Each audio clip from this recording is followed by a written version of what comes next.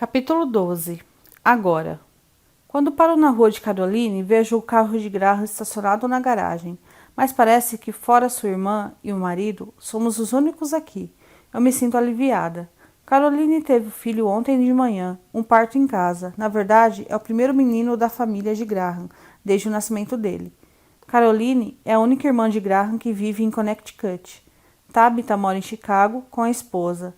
Ashley é advogada e está sempre se mudando.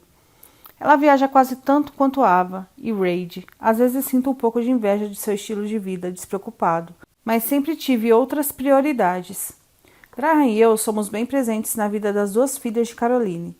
Além do tempo que passamos com elas aos domingos, de vez em quando, levamos as duas aos passeios e aos cinemas para dar algum tempo livre a Caroline e a seu marido. Suspeito que com a chegada do filho vamos passar ainda mais tempo com as meninas. Adoro ver Graham com elas. Ele é brincalhão e ama fazê-las rir, mas também está sempre preocupado com o bem-estar físico e mental das duas. Responde a todo, mas por quê? Com paciência e honestidade. E embora ainda sejam crianças, ele as trata como iguais. Caroline brinca que toda vez que saem com a gente, elas começam cada frase com: mas o tio Graham disse... Amo tanto o relacionamento que ele tem com as sobrinhas que vê-lo com um pequeno bebê me deixa ainda mais emocionado em testemunhar seu papel de tio. Ocasionalmente, em momentos como esse, me deixo levar e imagino o excelente pai que seria, mas me recuso a deixar nossa situação deprimente manchar sua experiência com a família. Então visto minha máscara de felicidade e me certifico de que nunca permitiram um vislumbre de tristeza. Ensaio o sorriso no retrovisor, sorrir costuma ser natural para mim. Mas, hoje em dia, quase todo sorriso no meu rosto é falso. Quando chego à porta da frente, não sei se toco a campainha ou apenas entro. Se o bebê ou Caroline estiverem dormindo, vou me sentir péssima em acordar alguém. Empurro a porta da entrada da casa e está silenciosa.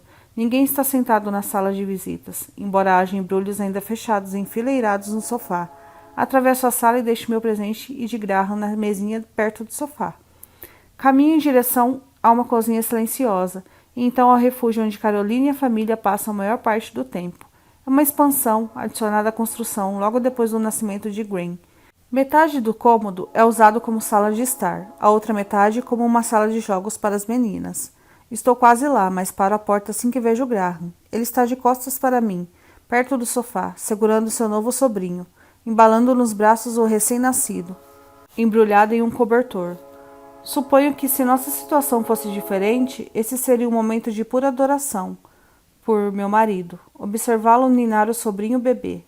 Em vez disso, sinto uma dor por dentro. Me pergunto em que ele está pensando nesse instante. Será que uma pequena parte de Graham se ressente por eu não ter sido capaz de lhe proporcionar um momento assim? Ninguém pode me ver parada ali, já que Graham está de costas para mim e eu estou fora da linha de visão da sua irmã. Provavelmente sentada no sofá. Ouço sua voz quando diz: você nasceu para isso. Observo a reação de Graham às suas palavras, mas ele não demonstra nenhuma. Apenas continua a olhar para o sobrinho. Em seguida, Caroline fala algo que me faz segurar a parede a minhas costas. Você seria um ótimo pai, Graham. As palavras cruzam o ar e me atingem na outra sala. Tenho certeza de que ela nunca diria isso se soubesse que eu podia ouvi-la.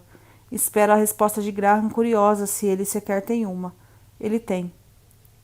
Eu sei, retruco em voz baixa, olhando para Caroline. Fico arrasado que ainda não tenha acontecido. Levo a mão à boca, porque tenho medo do que pode acontecer caso não o faça.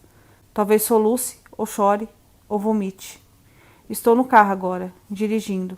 Não pude encará-lo depois daquilo. Aquelas poucas frases confirmaram todos os meus medos.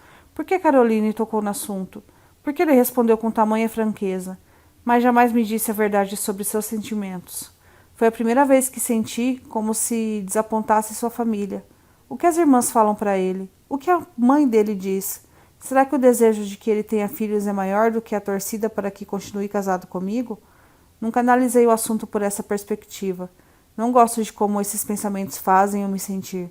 Me sinto envergonhada, como se talvez eu não esteja apenas impedindo Graham de ter um filho, mas também privando sua família de amar uma criança que Graham seria perfeitamente capaz de gerar se não fosse por mim. Paro o carro em uma vaga para me recompor. Seco as lágrimas e digo a mim mesmo para esquecer o que eu ouvi. Pego o celular na bolsa para enviar uma mensagem a Graham. O trânsito está péssimo. Diga a Caroline que só vou conseguir dar uma passada lá amanhã. Aperto enviar e me reclino no banco, tentando com afinco apagar aquela conversa da memória, mas a revivo repetidas vezes. Você seria um ótimo pai, Graham. Eu sei. Fico arrasado que ainda não tenha acontecido. 2 horas depois, estou parado em frente à geladeira quando Graham finalmente volta da casa de Caroline. Quando estou estressada, costumo limpar a geladeira, e foi exatamente o que fiz na última meia hora. Ele coloca suas coisas no balcão da cozinha, as chaves, a maleta, uma garrafa de água, caminha até mim e se inclina, me dando um beijo no rosto. Forço um sorriso e quando faço, percebo que aquele é o sorriso mais difícil que já precisei fingir. Como foi a visita? Pergunto a ele. Ele estende a mão para dentro da geladeira, desviando-se de mim. Boa! Ele pega um refrigerante. O bebê é fofo. Parece tão descontraído como se hoje não tivesse admitido em voz alta que se sente arrasado por não ser pai. Você chegou a segurar o bebê? Não, ele estava dormindo. Lanço um olhar para ele. Por que ele acabou de mentir para mim? É como se as paredes internas do meu peito se incendiassem, enquanto tento manter as emoções sob controle. Mas não posso ignorar a declaração de que se sente arrasado porque ainda não é pai. Por que ele continua aqui? Fecho a porta da geladeira, embora não tenha limpado as prateleiras laterais. Preciso sair da cozinha. Sinto muita culpa quando olho para ele. Vou trabalhar até tarde hoje à noite. Tenho muito trabalho atrasado. O jantar está no micro-ondas se estiver com fome. Vou até meu escritório. Antes de fechar a porta de vez, olho novamente para a cozinha. Mãos de Graham estão sobre o balcão e sua cabeça pende dos ombros. Fica assim por quase um minuto inteiro, mas então se afasta com brusquidão, como se estivesse zangado com alguma coisa ou com alguém. Antes de eu fechar a porta do escritório, ele olha em minha direção. Nossos olhares se encontram. Nós nos encaramos por alguns segundos e é a primeira vez que eu o vejo, como um completo estranho. Não faço a menor ideia do que está pensando agora.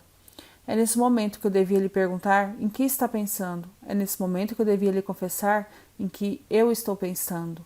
É nesse momento que eu devia ser honesta e admitir que talvez devêssemos abrir aquela caixa.